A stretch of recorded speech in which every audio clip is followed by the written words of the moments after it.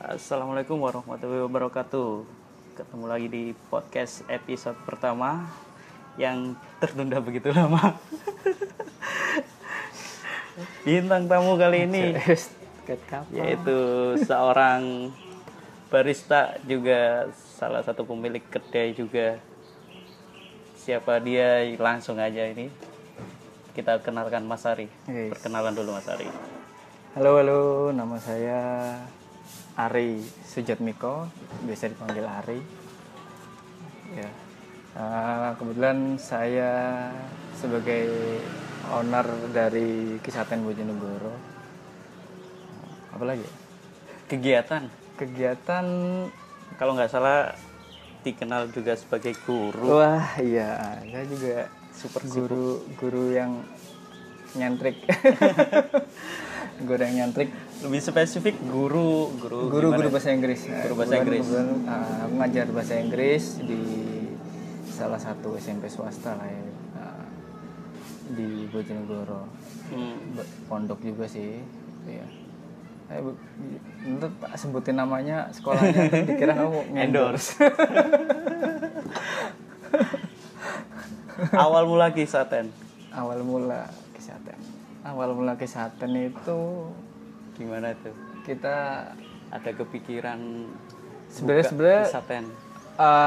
2014 itu kalau suka kopi suka sih ya, tapi kalau udah kayak mulai 2000 berapa? 2000, kalau Kisaten sendiri itu 2015 awal banget, Januari tanggal 22 Januari 2015 Kisaten berdiri. Tapi sebelum itu nggak berani buka dulu karena harus riset dulu, banyak riset, banyak belajar. Suka kopi cuma udah lama. Cuman kalau mulai Dari zaman kuliah. Iya, dari kuliah itu aku di Surabaya itu kalau nggak salah. udah nggak pernah suka ngopi pakai gula gitu. Cuman terus setelah kerja penasaran dengan ini kopinya kok udah mulai yang apa ya, udah mulai wah ini kalau cappuccino, americano aku udah tahu ya, cuman kalau secara spesifik tentang kopi yang kayak gini, kopi dari tempat ini, kopi dari tempat itu, kopi dari ketinggian ini kayaknya mulai banyak fokusnya di 2014 Sebelum buka kedai itu. Iya, betul. Apalagi aku waktu itu udah tergila-gila di salah satu dua orang ya, kalau aku bilang dua orang yang apa ya, menginspirasi aku banget itu dua orang sih. Satunya Aditya Praceka, satunya Hendrik Kurniawan ABCD. Nah, itu dua orang itu menurutku ya, Mas Adi. Ya, terus Hendrik Kurniawan, Polikopi. Itu dua orang yang menginspirasi banget sih. Dulu suka di Kaskus, SCAK. Saya nggak main Kaskus soalnya. Kaskus Specialty Association of Kaskus itu. Terus udah banyak tahu, banyak baca, banyak yang waktu itu kayak artikel-artikel itu kayak menuju pada dua orang itu gitu. Terus kebetulan waktu itu akhirnya ngelihat wujud orangnya itu di Coffee Story Kompas TV. Aditya Praceka. Aditya Praceka. Ya, akhirnya aku melihat sosok, ternyata ini tuh Aditya Praceka. Terus udah merasa ini orang pikirannya luas banget ya, hebat. Tuh dengan dia yang di kopi specialty kayak gitu, dia nggak ragu untuk ngebuka ngejelasin juga bahwa ya kopi itu banyak sih gitu. Kita ada kopi specialty, juga ada kopi komersial kayak semacam dia kapal lapin dan sebagainya. Dia nunjukin itu yang gitu ya. Dari situ udah mulai ada banyak kopi nih gini. Terus ternyata ada grade-grade-nya nih, jadi kita nggak perlu matok kopi. Iya, betul gitu. Terus semua spesialty juga nggak bisa dipatok kayak terus, gitu. Udah akhirnya 2014 udah nekat-nekatan aja lah gitu. Dulu sih mungkin ini jadi pelajaran buat teman-teman yang buka kedai kopi ya. Kalau dulu awal-awal itu mikirnya cuma yang penting ngopi gratis lah gitu. yang penting aku bisa ngopi gratis gitu. Nah, akhirnya buka kedai kopi aja gitu. Gitu. Yang penting buka kedai kopi bisa ngopi gratis nih gitu ya. Tapi itu salah sih kalau aku bilang. Kalau udah masuk ke industri, terjun ke bisnis itu satu hal yang salah, karena ada yang kayak aku pengen buka warung kopi, ingin mengedukasi.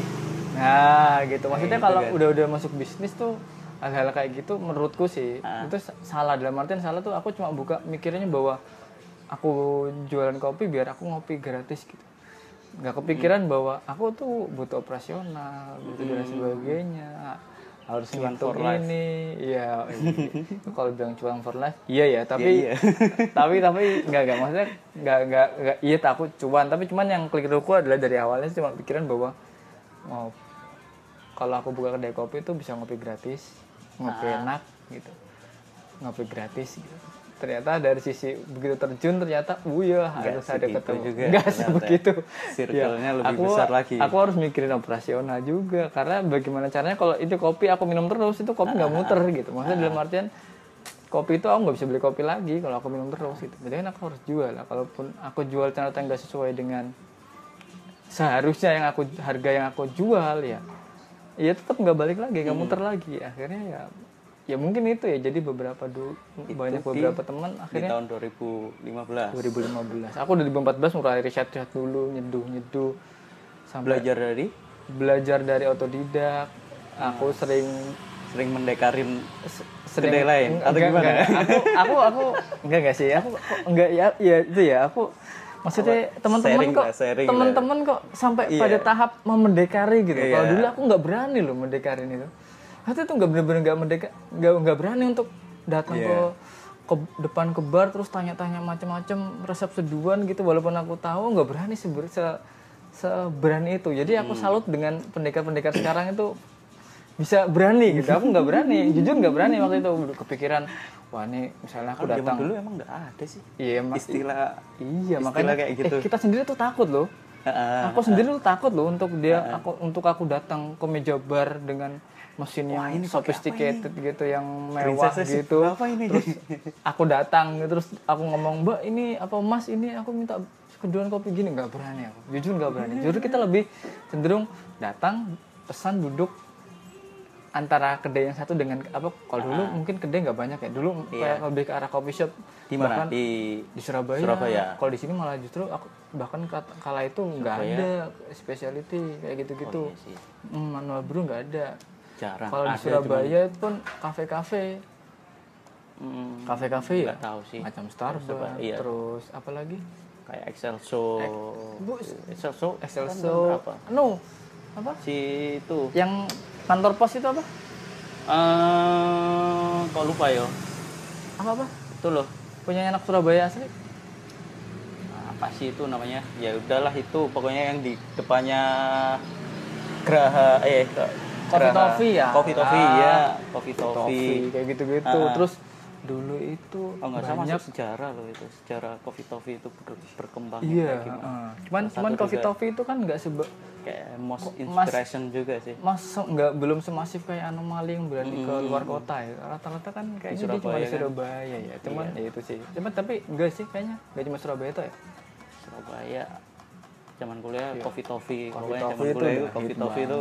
udah hit banget, udah keren. Iya. Sekarang selain Coffee Toffee juga dulu itu kayak yang di daerah itu loh, Asrama Haji itu dulu banyak banget coffee shop di situ. Iya. Coffee Toffee juga di situ. Coffee Toffee juga di situ. Coffee Toffee juga di situ. Sebelahnya ada lagi.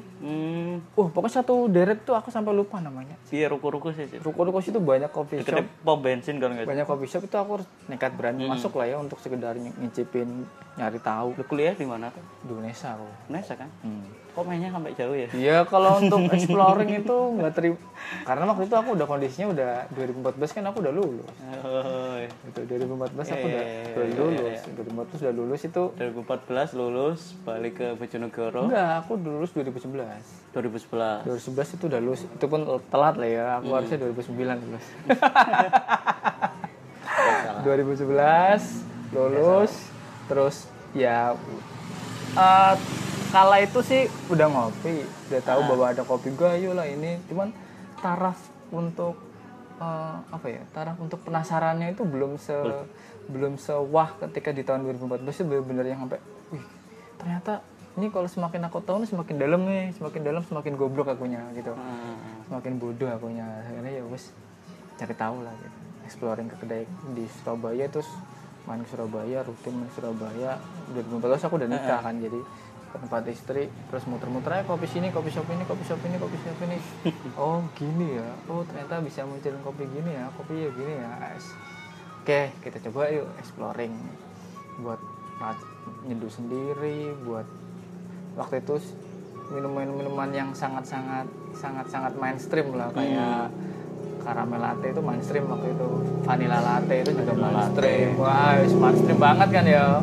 Cappuccino latte itu mainstream banget. Latte hampir semua kedai punya caramel latte, punya vanilla latte gitu kan. Ya udah, akhirnya mainnya di situ. Tapi waktu itu si istri sendiri nggak ngizinin untuk benar-benar aku menjadi kesehatan menjadi sebuah pure coffee shop gitu. Dalam artian dijual cuma kopi aja. Ya udahlah, aku ngalah sih. Akhirnya waktu itu di awal-awal 2015 itu ya kita juga minuman kopi juga cukup banyak. Malah justru waktu itu kita terkenalnya itu di tehnya, malah tehnya rasa-rasa. Jadi ada teh mint, teh strawberry, kalau sekarang teh lebih blackberry, kayak desain.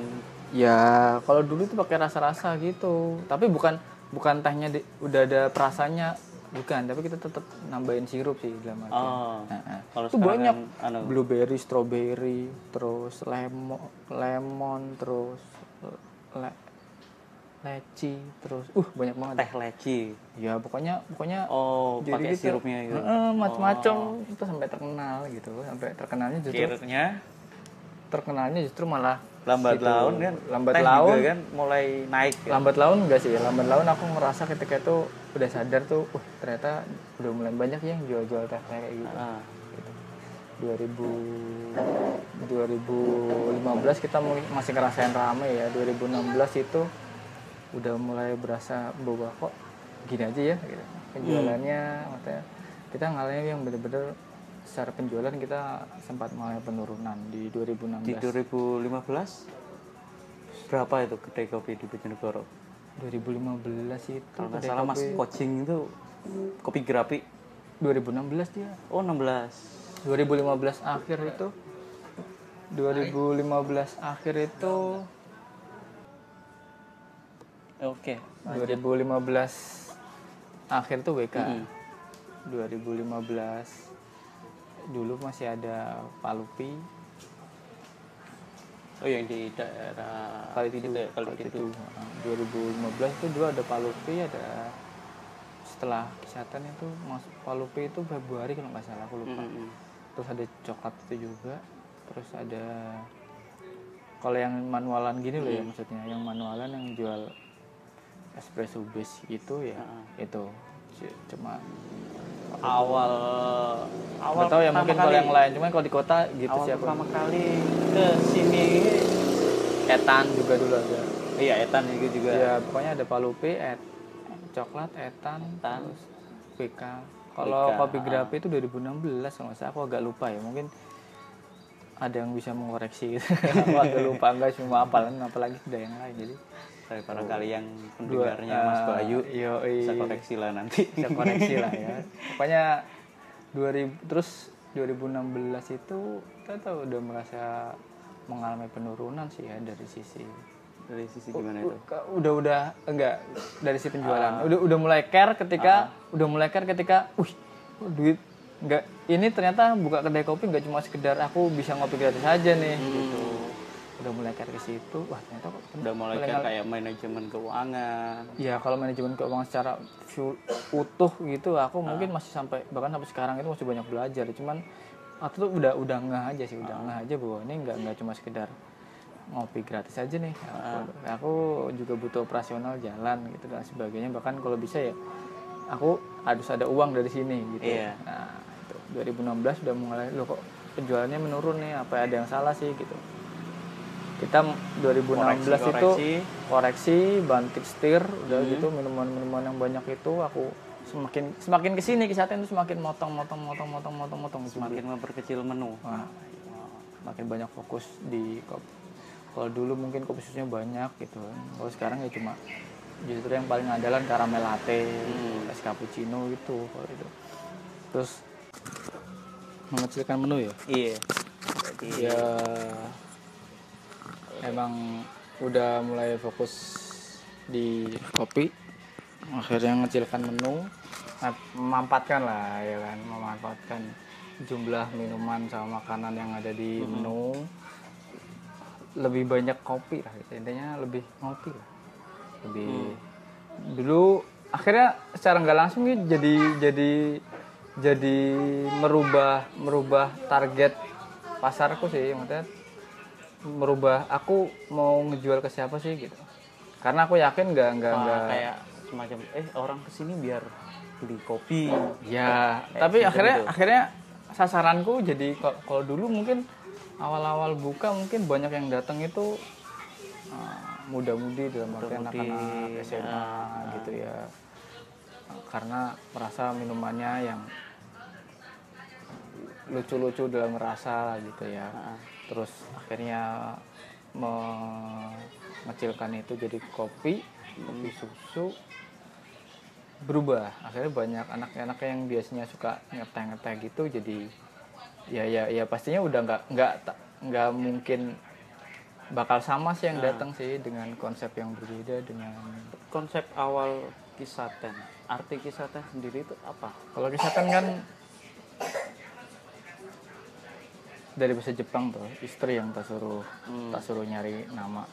Kisaten sendiri itu sebenarnya kayak warung kopi dan teh, intinya gitu. Jadi terinspirasi dari kayak kedai kopi yang ada di Jepang. Iya betul. Kisaten Kan di Jepang kan rata-rata yang dijual rumah. kecil, tempat yang kecil banget, mungil gitu, samping rel, jual kopi pojokan gitu. Tapi kan beberapa Kisaten di Jepang kan benar-benar emang jual kopi aja, tapi juga beberapa dari mereka juga jual teh juga. Cuman kalau Jepang mungkin kalau mereka jual teh jual teh aja, kalau jual kopi aja. Tapi kalau Kisaten sendiri emang warkop sih, kalau aku bilang lebih ke arah warkop ya, bukan ke arah coffee shop ya. Lebih ke arah warkop gitu ya, yang tempatnya lebih kecil gitu ya. Iya. Bukan yang skala kafe yang besar. Menurutku pribadi kayak gitu. Karena ya udah memutuskan nama Kisaten aja, Kisaten Bojonegoro. Iya. Awal dulu kesini lihat Kisaten gini, ada kayak rak buku apa. Emang sengaja? Ya karena dibilang sengaja iya kayaknya sih sengaja banget ya, karena pikirku waktu itu Kisaten ini nggak punya wifi gitu. Karena dari awal buka itu udah punya, kalau 2015 sih emang jarang sih kayak warung kopi sama wifi gitu. Tren warkop kan banyak wifi kan. Enggak gitu. semuanya cuman juga. Tapi justru aku udah ngeliat tren itu semua rata-rata pakai wifi. Kalau 2013 14 zaman-zaman kuliah dulu kan waktu warkop baca koran. Iya, udah nggak ada wifi kan ya. Dulu itu kita ngopi kan baca koran, kopi cangkir, kopi secangkir ya kalau itu skripsi. Bahkan internet aja juga susah gitu maksudnya. Kalau di zamanku internet susah, jadi kita rata-rata kalau warkop itu ya dulu warnet. Kalau dulu kita ke warkop itu tujuannya tuh cuma pengen ngopi gitu aja, ngobrol ketemu teman-teman, nyemil gitu, terus habis itu balik koran baru. Nah gitu, terus bahas bola yang ada di koran gitu kan, udah kayak gitu sekarang. Terus berubah semua, warkop ada wifi-nya, warkop ada wifi-nya. Era tren 2021 ini berubah sih. Terus aku udah ngeliat perubahan itu, terus merasa bahwa semua apa wifi gitu. Kayaknya terus ngeliat di beberapa tempat itu yang bener-bener wifi-nya itu ya bener-bener full lah, dalam artian aku ngeliatnya ini orang-orang udah mandengin HP-nya sendiri gitu ya, udah ya aku juga nggak nyalahin sih, memang mungkin udah zamannya kayak udah gitu. milenial. Cuman ketika itu aku mikir idealismeku ya udahlah, pengen punya kedai kopi yang nggak ada wifi-nya gitu aja, yang orang duduk kesini ngopi Orang duduk ke sini baca, orang duduk ke sini ngobrol, janjian sama teman, udah selesai segitu aja. Tapi kan kayak apa ya, saya bisa jalan seperti itu. Iya, ya nyatanya ya bisa gitu. Ya, bisa Kisahkan kan, dari ya? 2015, Kisahkan 2015 sampai sekarang 2021. Nggak ada Tahun. wifi, nggak ada. Iya, 6 tahun. Iya kan? 6 tahun. Itu kalau 7 tahun ini, jalan 7 tahun. iya. Kalau ditanya kenapa kok wisata nggak ada wifi gini aja. Aku cuma kadang bikin lelucon jokesnya kayak gini gitu. Nanti aja kalau semua kedai kopi apa warkop di Bojonegoro udah nggak ada yang pakai wifi, aku tak pakai wifi biar nggak jadi sama gitu. Karena lihat lainnya udah pakai wifi semua gitu. Iya. Ya. Awal-awal agak berat sih, karena tiap yang lalu-lalang udah tanya masih gampang, tanyanya masih ada wifi-nya apa enggak gitu. Selalu tanya kayak gitu, terus ya Susi bosen ya dalam artian kenapa sih gitu harus tanya akhirnya beberapa kali aku pasang plat gitu tetap nggak kebaca tulisan notif gitu mereka nggak notif bahwa tulisannya no wifi gitu ya. Warung kopi no wifi. Malah beberapa ada yang tanya loh bawa datang ke sini bawa sepeda motor berhenti di depan cuma tanya mas ada wifi-nya nggak ada, terus balik lagi nggak sempat masuk, nggak sempat nanya menu, bahkan nggak sempat gitu, nggak sempat tak sapa gitu, nggak. Ya, mungkin dari jauh dari luar gitu ya, cuma tanya kan positif mas aja pak, mas ada wifi-nya nggak ada gitu. Positifnya oh mungkin dia lagi butuh paketan data habis. Nah gitu. tapi kan aku ya udah maksudnya ya kalau kayak gitu tuh ya udah nggak masalah gitu ya, nggak masalah. Tapi gitu. Beberapa orang juga tanya kenapa nggak dipasang wifi gitu ya nanti aja kalau semua orang udah nggak ada wifi-nya kisahkan aja yang pasang wifi gitu. Maksudnya ya udahlah biarin lah biar aku jadi beda aja gitu. Gitu. Kalaupun orang datang sini orang-orang nggak mau datang ke sini karena nggak ada wifi-nya ya it's okay gitu. Aku justru malah berharap orang datang ke sini karena kopinya gitu aja. Iya gitu. Jadi orang nggak datang ke sini karena nggak ada wifi-nya nggak masalah kok, nggak apa-apa. Berarti aku tahu bahwa mereka pengen yang ada wifi. Ada wifi. Nah, tapi justru aku senang ketika ada orang datang ke sini karena kopinya gitu. Iya. Tapi kebanyakan taunya teman sendiri kantornya, taunya sini ya lewat Google Map. Oh gitu ya. Iya. Itu banyak yang ngomong kayak gitu. Bukan taunya dari wifi-nya, ada wifi-nya di mana. Kalau di teman-teman sama kedai kopi gitu, kadang kan iseng-iseng, wah, loh, nge-search di Google gitu, kedai kopi atau kopi shop Bojonegoro gitu. Di antara Kisatan itu muncul di antara warkop gitu, warkop tradisional gitu. Kok bisa Pak muncul kayak gini ya? Aku ya nggak tahu, itu kan algoritmanya si Google aja. Aku juga nggak. Ya aku cuma posting aja yang ada di situ. Terus beberapa orang ngasih review, oke. Terus beberapa orang masang foto, kan udah segitu. Malah di situ udah jelas tulisnya nggak ada wifi. Berarti kayak filosofinya kopi akan menemukan penikmatnya sendiri. Oh iya, mungkin masuk. Kopi akan menemukan penikmatnya sendiri. Itu aku bilang. Tapi juga ya sih, selain beberapa orang juga nyari kopi, juga beberapa orang lebih cenderung suka ngopi di sini tuh karena sepi. Sepi dalam artian tuh nggak jalan besar, nggak lalu jalan besar yang berdengaran berisik gitu. Mereka lebih banyak ke situ, lebih suka situ, lebih apa ya? Kalau anak-anak senja ngarani sahdu lah. Iya, nggak berisik lalang mobil, gitu. Lalang mobil, gitu. Ya, tuh ini jadi salah satu. Sejalannya dari warung Kisatan ini banyak yang diambil kayak ternyata gini toh, kayak buka warung itu kayak gini. Seduhannya yang harus kayak gini. Apa punya SOP sendiri seduhan, kayak misalkan kalau 2015 si Tetsu kebanyakan kan kayak gitu. Kalau di sini kalau untuk mengenai seduhan, kalau di sini sih cara menyeduh ya. Kalau cara menyeduh ya apa untungnya sih punya resep sendiri. Iya, punya resep sendiri sih. Kalau dibilang resep sendiri itu kayaknya agak gimana gitu. Tapi kalau mungkin lebih tepatnya kayak melihat beberapa resep-resep yang sudah banyak orang buat, bahkan beberapa juara dunia itu ya aku Praktekin apa gimana? bukan ya kalau prakteknya iya, tapi lebih riset. ke arah ke geser sedikit lah gitu. Ini kayaknya Ini nggak butuh bisa ini. diterapin di kopi Betul. Indonesia. Iya betul, itu kayak gitu tuh. Aku jadi agak-agak kayak misalnya ketemu juara resep dunia gitu. Misal berapa Pak aku apa kok nggak pakai cara seduh ini misalnya tetsu apa misalnya apa namanya beberapa misalnya 2 kali puring itu siapa ya itu?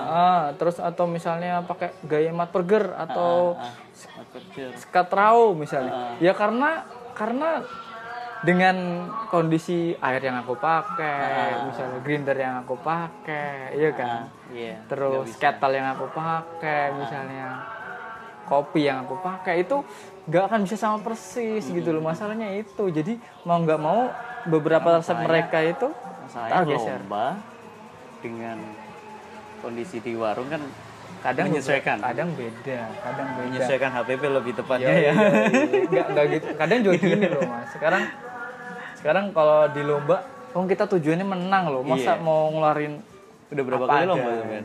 Dari tahun berapa mulai beranikan? mulai berani ikut lomba itu 2016 kayaknya 2016 ya 2015 atau 2016 ya antara itu dah kisaran segitu.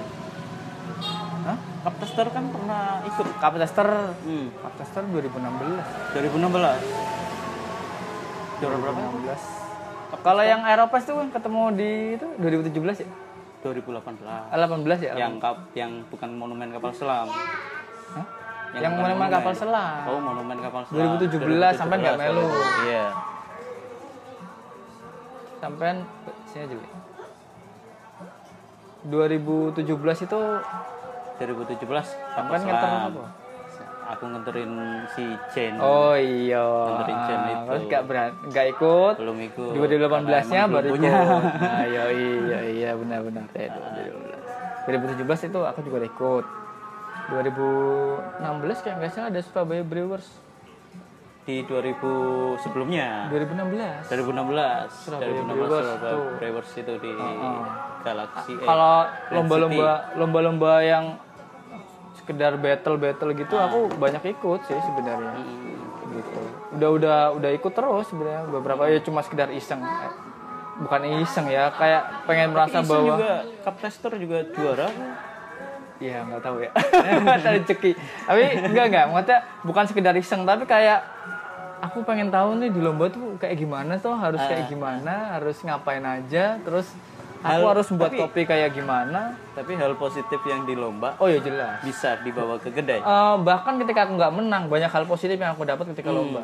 Teman satu, pengalaman koneksi dua, lah ya. Iya teman, koneksi, pengalaman gitu. Pengalaman ini bukan cuma sekedar pengalaman ikut lomba aja, tapi pengalaman bagaimana Di belakang lomba itu semua. betul, juga termasuk pengalaman kopi yang bagaimana yang aku harus tampilkan ke juri gitu. Kopi yang bagaimana yang bisa dinikmati juri. Kopi bagaimana yang harus atau bukan yang harus kita sajikan ke juri. Nah, kayak gitu ininya kayak gitu. Banyak belajar dari situ. Taste note dan lain sebagainya.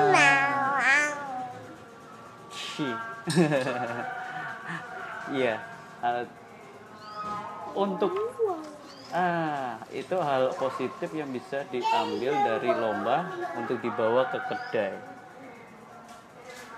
Untuk terakhir deh, untuk pesan dan kesannya, untuk pesan-pesan bagi untuk teman-teman pendengar mungkin wilayah Bojonegoro sini yang buka kedai, seberapa pentingkah pengaruh lomba itu kalau untuk Mas Ari? Kalau untuk lomba itu sendiri sih, kalau menurutku pribadi sih, buat teman-teman kayaknya perlu deh. Perlu. Dalam Perlu artian banget tuh apa emang perlu? perlu mencoba. Ini susah ya kalau dibilang ini perlu banget Perlu mencoba, perlu mungkin. banget apa perlu Karena menyesuaikan. ya gitu. Kita kan tahu sendiri ya, lomba itu juga nggak sekedar datang gitu, kita butuh uang juga. Iya. Gitu kan, kita butuh itu. uang untuk beli kopi, uang untuk beli alat seduh misalnya. Kecuali Nggak kalau usah dapat contoh endorse.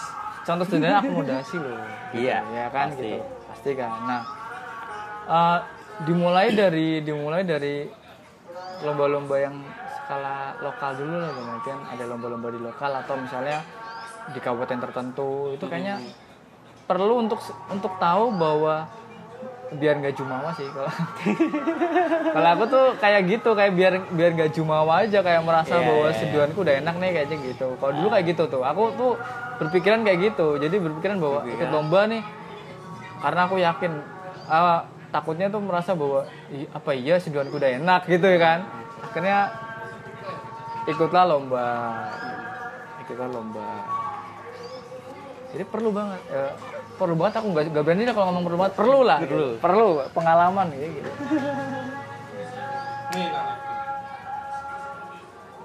Ada iklan sebentar ini. Iklan.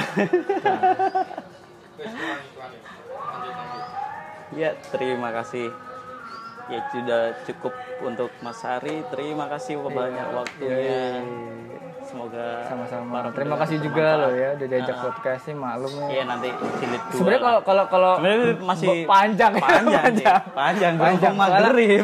Soalnya kita bahasnya dari 2015. Enggak gitu. Maksudnya rentan bahasannya itu antara awal 2015 sampai sekarang 2021 itu 6 tahun gitu. Ya mungkin dalam waktu 1 jam aja bahkan kurang gitu kan.